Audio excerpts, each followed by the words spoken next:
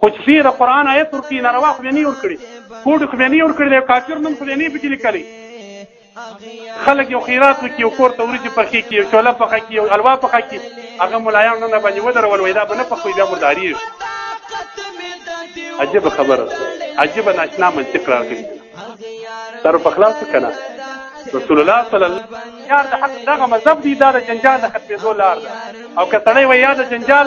د بل مذهب دی پر بل مذهب زموږ په افغانستان او پښتنو کې جنجال نه ختمېږي تر قیامت ته به دغه جنجال روان وي لکه نه چې د بې مذهب ورته جوړ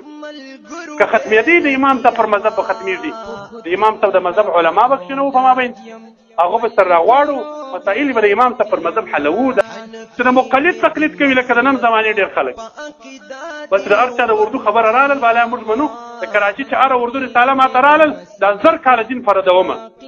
دا 1000 کاله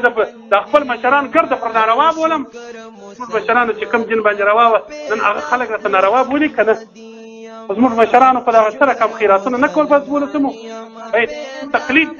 د کم امام په اتباع کې د قرآن او د حدیث تشریح کېدله نن پر هغه باندې موږ ولاړ موږ نن د نویو دینو نه یو تابع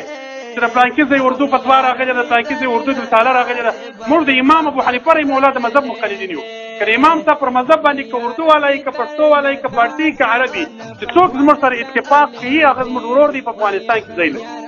چې څوک زموږ سره د دې مذهب باندې اتفاق نه لري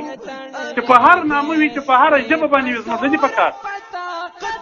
موږ خو خلکو ته دا نه دي ویلي چې موږ د فلانکي ځای د فتوا تابعدار یو بس که د هغه ځای فتوا راغله موږ یې منو نور به ګرځو موږ وایي موږ د امام صاحب موږ وابیان نه یو موږ پنجپیریان او سلفیان نه یو موږ بې مذهبه نه یو چې مذهب راته ورک شوی دي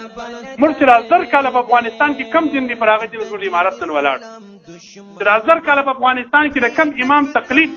د کم امام په اتباع کې د قرآن او د حدیث تشریح کېدله نن پر هغه باندې موږ ولاړ موږ نن د نویو دینو نه یو تابع چې د فلانکي ځای اردو فتوا راغلې ده د فلانکي ځای اردو رساله راغلې ده موږ د امام ابو حنیفه رحمه الله د مذهب مقلدین یو که د امام صاحب پر مذهب باندې که اردو والا یي که پښتو والا یي که پارټي که عربي چې څوک زموږ سره اتفاق کوي هغه زموږ ورور دی په افغانستان کې ځای لري چې څوک زموږ سره د دې مذهب باندې اتفاق نه لري چې په هر نامه وي چې په هره ژبه باندې وي زموږ نه دي په کار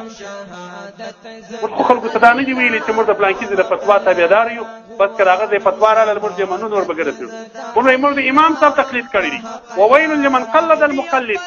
علامه شامي وایي هلاک دي هغه خلک چې د مقلد تقلید کوي لکه د نن زمانې ډېر خلک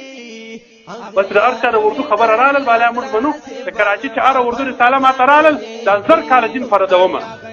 دا 1000 کاله د